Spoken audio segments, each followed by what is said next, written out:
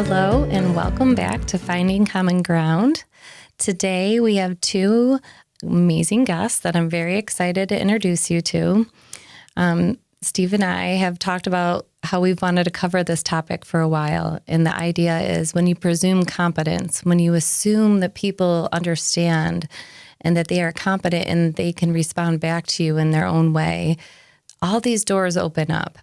And for people who are non-speaking or limited in their communication, verbal communication, it's a frustrating and challenging situation when people don't appreciate that part, when they just assume that the outside or what they're looking at is all that there is. And I speak very personally about this because my daughter is a non-speaker, and we started our spelling journey just a little over a year ago. So today we have Marilee Bugeson. She is a developmental speech therapist, and she's coming to us from California. And then we have Otto. And Otto's one name famous, so I don't know if I even need to say your last name, but in case people don't know, Otto's bio and some of the information on some of his amazing accomplishments will be right in the podcast description, so I encourage you to learn more about him. He just graduated from high school this June. He's an award-winning poet, writer, consultant, filmmaker, actor, and lyricist. He will be attending San Diego University. Did I say that right? I hope so. Yep. Yeah, thank you.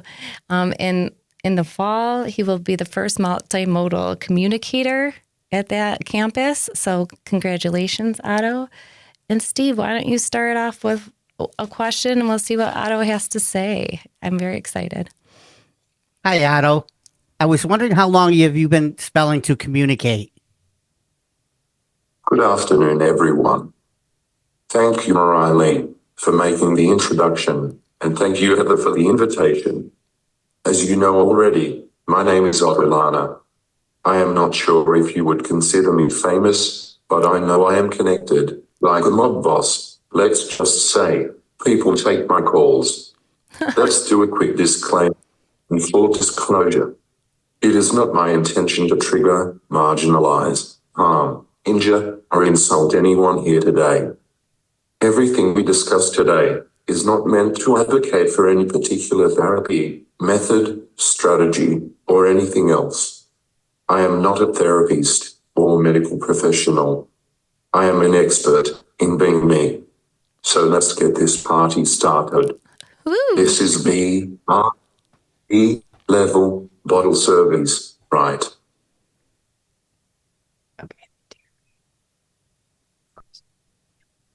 Just to be clear, I have always been a multi-modality communicator. I have always used word approximations, gestures, facial expressions, static display, communication systems with icon-based systems such as text, choice boards with icons and later with text choices, dynamic display devices with icon-based systems of communication such as Dynabox, Tango, and touch chat. I was even taught some very basic signs in American Sign Language, ASL, such as more, all done, cookie, water, and I love you. These were all considered systems of communication.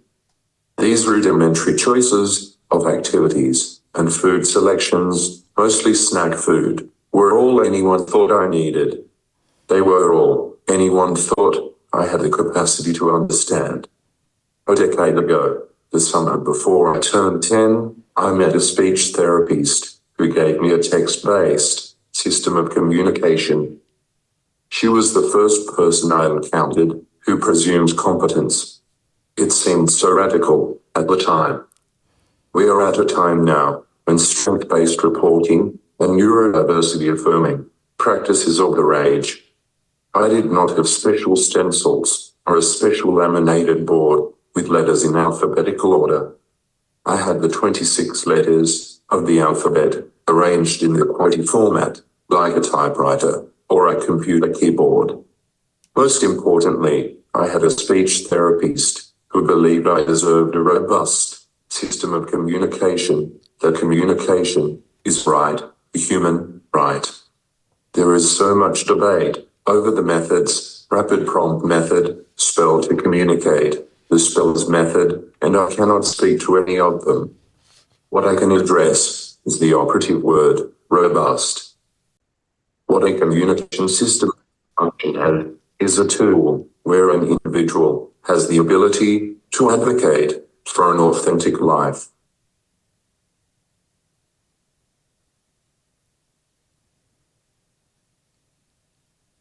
Thank you so much. We should come up with some kind of signal, Otto, so that when your response is done, I didn't mean to talk over the top of you, so I apologize. If you could raise your hand, maybe just so it signals to me that it's okay for me to speak. I don't know if there's a better way to do it. I just don't want to cut off your words because I want to make sure people hear you. The next thing that we were wondering about is most of us can't imagine being trapped in an uncooperative body. That's the way my daughter describes her body, that it's just uncooperative.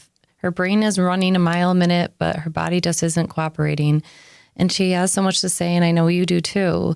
Without an effective way to share ideas with people, how many years, you kind of delved into this a little bit. I think you said you were 10 when this was first introduced to you.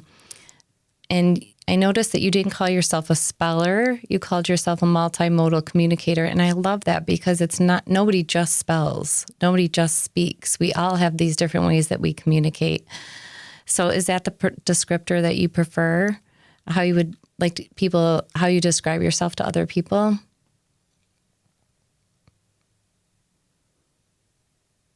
This is one of my favorite topics. Don't get me wrong. People need a sense of belonging, a tribe, a club, a game, a label, a descriptor. First and foremost, I am a baller and a scholar. I am so much more than the way I communicate. I use alternative and augmentative communication tools, also called AC tools, so that would make me an AC user. And the term multi-modality communicator is also appropriate. The terms non-speaking and non-verbal are for me non-starters. There is a big debate over speaking is motor and verbal is cognitive, but they are both non-words, negative terms. Let's start by ditching the negative and using affirmative terms. But you can just call me Otto. Some spellers share that after years of being talked to like they were babies, their self-esteem is damaged, so much so that it impacts their belief that they can be good at spelling. And while the actions of others can impact how we see ourselves, we're blown away by the resilience of most who do spellers. What suggestions do you have for families considering this? People with speech-related disabilities are not the first group of people to face discrimination. This is repeated again and again. Throughout human history, people who are different are marginalized and cast out of society, overlooked and underestimated. Look at any civil rights movement, and you will learn from those who came before us. Slavery, women's suffrage, voting rights, abortion rights, disability rights, and the passing of Section 504 in California, and later the Americans with Disabilities Act, 34 years ago today. In fact, happy A-D-A Day. If we give credence to the doubters and the hatters, we will fail to make personal gains. I'm too busy cashing checks to worry about those fools. Find your stride and run your marathon. Otto, how can families support their non-speaking loved ones to ensure that past misconceptions don't get in the way of even giving this a try? And Marilee, while he's typing and preparing his next response, I see you sitting there and you're smiling, and I am too. I love your stuff, Otto. I love everything you have to say. I would love to hear your feelings on this as a speech therapist. You have an organization that oversees speech therapists or speech pathologists. Maybe you could explain a little bit, because I know there's controversy, and Otto hinted at that too, that some people don't understand. And when things are different, they make assumptions. So I would love for you to just address that head on and talk about Asha's feelings on these different methods to communicate. Sure. I mean, I just want to start out by just a quote from Buckminster Fuller that says, "There's nothing about a caterpillar that tells you it's going to be a butterfly." And so I just feel like that, I almost feel like it's presumptuous to presume competence because we don't know what people can do and we don't know what's inside of them to be the best who they can be. And I feel that's our responsibility as fellow humans, as well as in the world of speech pathology, that, you know, we have a pivotal role in trying to find the support that's individually tailored to each individual and to use any means that is going to support that child and to support the family in their decisions regarding what they feel might be really effective for their child. And I just feel that, you know, obviously, you know, there are precautions and those kinds of things, but I feel that I would never want to stand in the way of someone trying to communicate, especially when this method is difficult. It's really working with a difficult motor system to try to find those letters, letter by letter. And I see the brilliance of Otto, and he has schooled me many times in just hearing him talk as a speech therapist, and how what we do and what you said, Steve, can really impact how another sees themselves.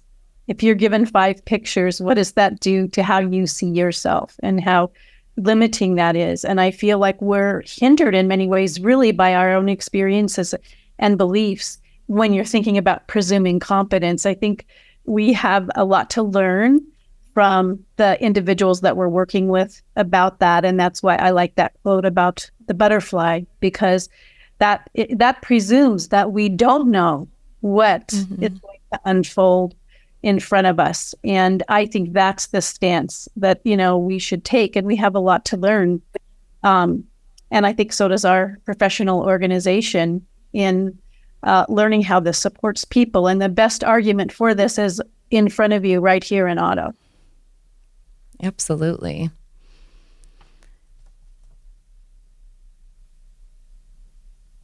When my daughter went to go get evaluated for the first time, we drove all the way to Ohio, and I remember we just didn't know what to expect. And I had asked her a similar question. Are you worried about your license? Are you worried if you do this method that, you know, other professionals in your field are going to look at you differently?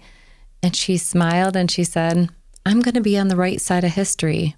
And I thought, I love her, you know, because it takes a different kind of bravery to do something different, to go against the current. But once you meet someone like Otto, I saw my daughter spell, I knew we had to shift our mindset. I knew we couldn't keep going the way that we were going. It's like this awakening that I know I have to share. I have to tell people. I'm at Wegmans at the grocery store and I'm telling them about spelling. I'm over at the doctor's office and I'm showing them the different ways that Devin can communicate with them now, because people need to hear it. They need to see it. They need to feel it. They need to know that it's a real thing. It's not a movie thing, you know, that you just see an actor do it on TV. This is like the real deal. And it's I don't know if this expression fits, but I feel like it's unlocking people that for so long were in a place where they couldn't share what they had to say. And that is, like Otto said, all those people that have been held back all these years for different things, women's rights and slavery, this has happened. And for you to have that perspective, to think this is just part of history right now, this is our revolution, this is, you know, the beginning of something different, that I love that perspective. One of the things that Marilee and I had talked about, and I'm hoping that you can shed some light on, Otto, is when you're going through life and people don't have very many expectations for you. My daughter is silent. The 2 sounds she makes are laughing and crying. Those are the 2 noises that she can make. And that people have assumed that she she can't communicate in any ways. They kind of just don't have the expectation for her. So now that she is spelling and communicating, all of a sudden everybody wants her to be at college level all the time, right? Like, it's like, oh my gosh, we just started this and we expect, top-notch spelling every time we do this. And I'm sure when you start this kind of journey, you're really eager to show people how smart you are too. This is like a totally new way of life. Everybody's going to raise the bar. It's going to be different. And I was just wondering, what are some ways you cope with how you coped with this new way of life, or where you can tell other people in your shoes?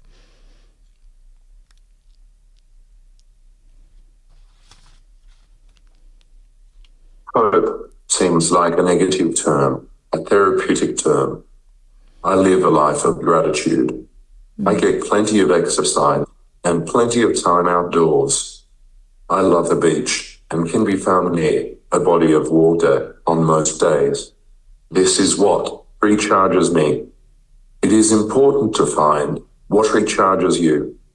Stop worrying about the others. Worry about yourself. Everyone wants to topple the king from his throne. Don your crown and reign supreme.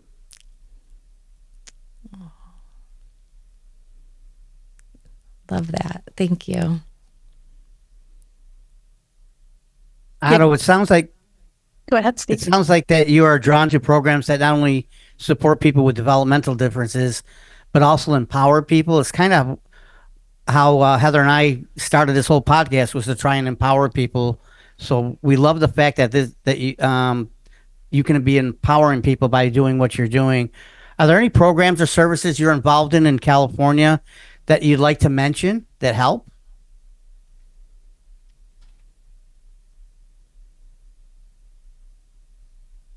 I sent a very long list of all the activities and organizations I am involved with. Please feel free to share. Is there one you would like me to talk about in particular? How about the Cal Able?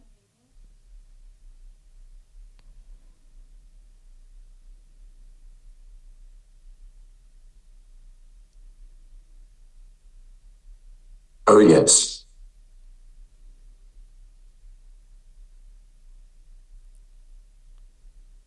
Money.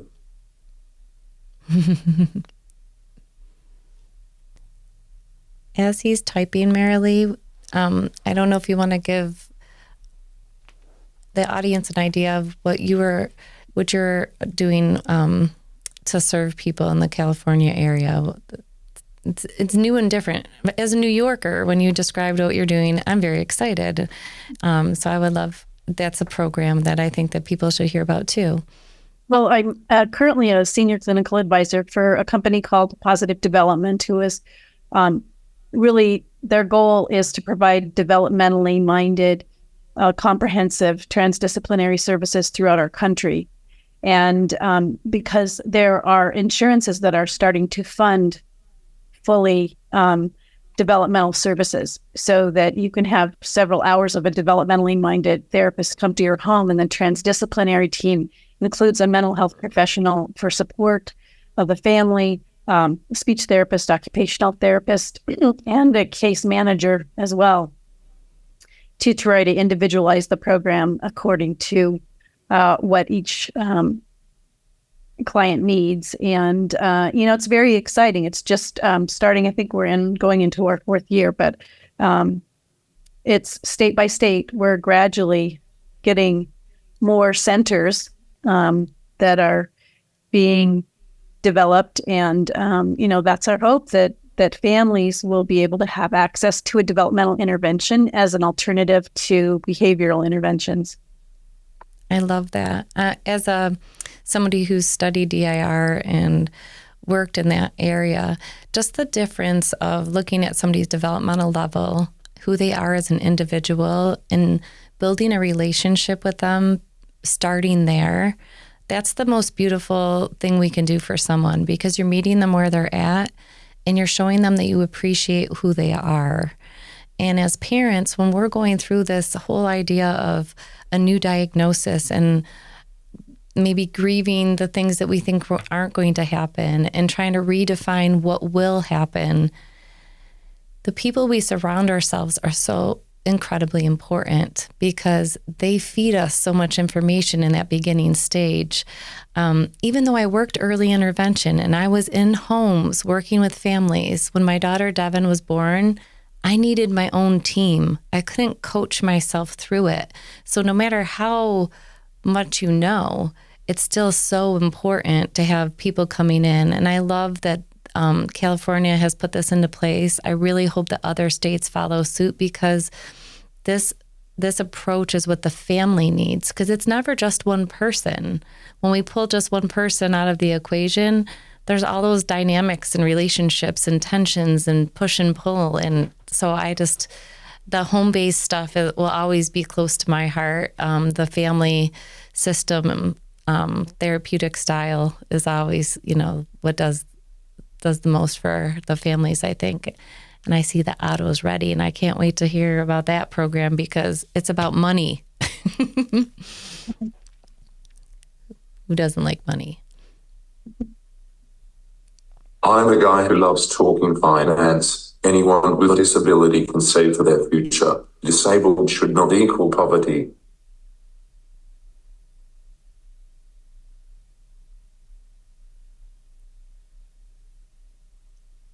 I agree, Otto. I think it's so awesome that that's something that you've selected as a way to advocate for each person individually and what they can have a future and they can think bigger than anyone's ever thought about before. And I just think that is so powerful, and you really help motivate all of us in a different way to do more and to try harder. And even in the world of DIR, that we have a lot of work to do in terms of this idea of higher expectations, because you can't imagine these things, Right. And I was going to, I'm sorry. Yes. This is so exciting to me. Steve and I have been talking about this concept that people have this idea in their brain that people who have developmental differences, that are neurodivergent, are a drain on resources. It's like they can't wrap their mind around the fact that they could be productive members of society.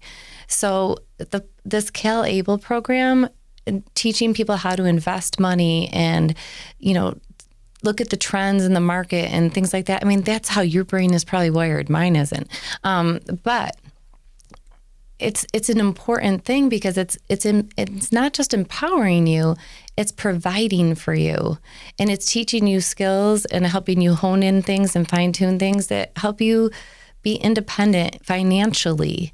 Because our systems that support people with intellectual and developmental differences, they are strained. They are busting at the seams. The doors are kind of closed at this point. The quality is not what it used to be. So I don't know if you want to jump in, Steve, because this is definitely an area that you feel strongly about, but teaching our children to not make too much money because they'll lose their benefits is the wrong idea. And the idea that you have this program that you can link into in California that teaches you how to make money and invest money and grow your money. I love it. We'll definitely be looking into that part of it. I wanted to go back a little bit, Marilee. I think Otto might be able to chime in too. We do therapeutic foster care, and we've been doing it for a long time. Many of the kids that come into my home for the very first time have multiple learning delays and disabilities, and it's hard to pick. They're dropped off in our house sometimes in the middle of the night, and we find out later that they can't communicate in many, many different ways. And sometimes it's trauma related, sometimes it's not. And in the very beginning, we have no idea where to go. And we actually had a child, I think I mentioned this to Heather once, that came into our house. He was almost 8 years old, had never been in school.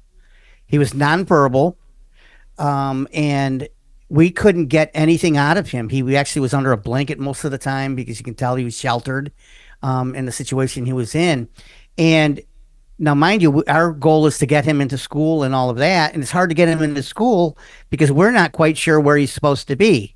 He's almost 8, and he couldn't talk. He couldn't relay. We didn't know where on the academic scale he was. And fortunately, we were able to get a great speech teacher who was willing to take him even before we did some of the evaluations that we have to do to get him into school. She actually started working with him, and that he stayed with us for I think 2.5 years. And he was saying words when he left our home, so it tells you that sometimes. For a variety of reasons, these things happen, and I don't know why. But your program interests me. I would love to talk to you offline because I think, looking back at some of the kids that we've had in our home, I would imagine that Otto could teach a lot of these kids how to do this, and it would be great to have that instrument to be able to do that to help them. So, and I think that just for me, the first thing that comes to mind is the being with. That's the most important thing, to be with those children coming into your home and to not immediately having expectations to talk or anything, to just be with them so they get a sense of safety. And that's when I work with children. That's what I so much believe in, is being with, because they're going to show me. They're going to show me what they know. They're going to show me. I don't have to do anything. But I do need to be there, be a calm presence, so that helps them to feel calm and safe, because that's what's going to help that child feel they're in fear. And so I can only imagine how terrifying it must be to be transferred to many places and afraid of what's going to happen. And I think that's the first step, is just them feeling comfortable and safe in your home. And that's in our head, the academics and all of that. But my feeling is all those things will come in time, but there's a time and a place for building the relationship to support the safety and care and nurture of that child. Yeah. Our base needs have to be met before we can think of anything else. If we're hungry or we're tired or we're scared, we're in no position to be trying to communicate with other people or learning new things. So I would agree. And that brings us to our last big question. Answer that. Otto's hand is up. Yeah, I was going to say, and I don't know if this is the question you want to answer, Otto, but I'm just thinking, as professionals, how do we help people in your situation, or even as a therapeutic foster parent? Knowing what you know now, Otto, what would your advice be for professionals? And if you have another answer, you just give it to me. That's fine. Anyone, anywhere can invest. You do not have to reside in California. Seriously, there is no downside. Invest in your future today. I love that. Anyone, anywhere can invest. You do not have to reside in California. Seriously, there is no downside. Invest in your future today. You have only 2 words. Presume competence. That's great. And you're right. I guess we don't need the program. We just need the idea and sharing that idea, and not having people worry about losing benefits because they're actually providing for themselves. That's like the best case scenario, if you're doing so well that you don't need those things anymore. And Otto, I think that's where professionals have kind of gotten in the way, right? We were trying to protect everybody, but maybe we're holding people back. And we need leaders like Otto to highlight those kinds of things that we're not thinking about through his capability, capacity, imagination of what can be. That's so powerful, because there's nothing I wouldn't do, Otto, to support you because of that, because of what you show you can do. And I think you have that impact on people. And that's the ripple effect you are starting to create in a really powerful way.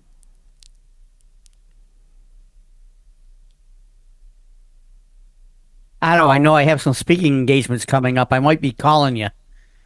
I know. He's got the lines.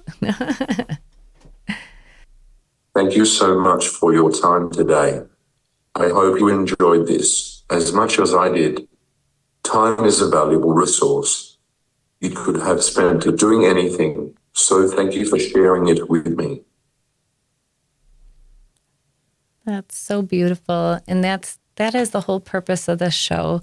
There are so many people that feel very alone, and they feel like the struggles that they're facing maybe are just theirs, and they don't realize that there are other people out there who are walking a similar path. I mean, we all are doing our own thing, but this show, our idea behind it is bringing people these stories, these people that are real, that are, right in front of us. And once you hear somebody's story, once you meet Otto and you listen to this podcast, you're going to think, I know there's more people like that. And it makes you curious. Like you were saying, Marilee, like that curiosity factor is a big deal. So we want people to be curious. We want open minds. The people who have been closed to this idea, this is your chance. You just saw Otto. Not all of his responses were typed in ahead of time. We're giving him that chance and that space and that respect for him to communicate in the way that works for him. I have a friend that has a pointer on his head, and he has spastic cerebral palsy. So his arms and his legs aren't working, and his spasms are pretty intense at times. So when he's typing, he's using his head, and he has to bend, and he has to control his whole body to hit each key. And people will walk away when he's in the middle of a sentence, or they lose track of what he's saying. And I think he just worked and gave us so much effort when we could just open our mouth. And we have to respect the energy and the drive that people have and the resilience. And if that can be inside of you after 10 years of being silent and not having this path for you, this way to communicate, and you're still laughing and you're humorous and you have a good sense of yourself and your self-esteem is intact, that speaks to your character, Otto. And that also tells people that no matter what they've been through up until this point, it can get better, that you can open that door to a new beginning. And I've talked to people who use spelling to communicate, and maybe they were in their 40s when it was introduced to them, and it was still that moment. It was that aha moment. And undeniably, or every time it seems, these people they're not upset at the rest of us for not realizing that they could do this. They're not mad at us. The people who care, you guys know who cares about you. You know who's rooting for you. You know who's going to go the extra mile for you. So that gives me a little bit of relief, because I have mama guilt. I always knew how smart my daughter was, and all these non-speakers that I worked with, I just felt it. I knew it. And I was so desperate to find a way to help them express themselves. When this idea was presented to me, like I said in the beginning, it has changed the way I look at the world. And I'm so incredibly grateful that you came on our show today, Otto, and that you shared part of your story. And some of your statements, they're funny, and some of them are profound, and some of them are both. So thank you. We need more people to speak up, and we're here to share the stories. So if you have something going on in your backyard that you want to share with us, please tune into our Facebook page, watch some episodes, interact with Marilee and Otto. They'll be on our Facebook page. We're going to put the podcast up there, but you can find it on all the major platforms. So thank you, and we'll see you next time. I'm sorry, Otto, you had something else to say. I apologize. Get up and vote like your life depends on it. Oh, yeah. Isn't that the truth? That's the truth. Keep doing what you're doing, Otto. Keep doing it. Thank you so much. We do have a hard stop, so we're going to say goodbye, but I don't really want it to be a goodbye. I was saying this to Marilee. I cannot wait for Devin to see this podcast, but if there's any chance for us to interact, she's newer with this method. She's very discouraged with her body. She feels like she's never going to be fluent with this, that it's always going to be really hard. And I think seeing people who are doing it having a community. Because in Rochester, where I am, we don't have dozens of spellers around. There's not a lot of people that she can interact with that are doing this. So I think we just need more of those meetups and those opportunities to inspire each other.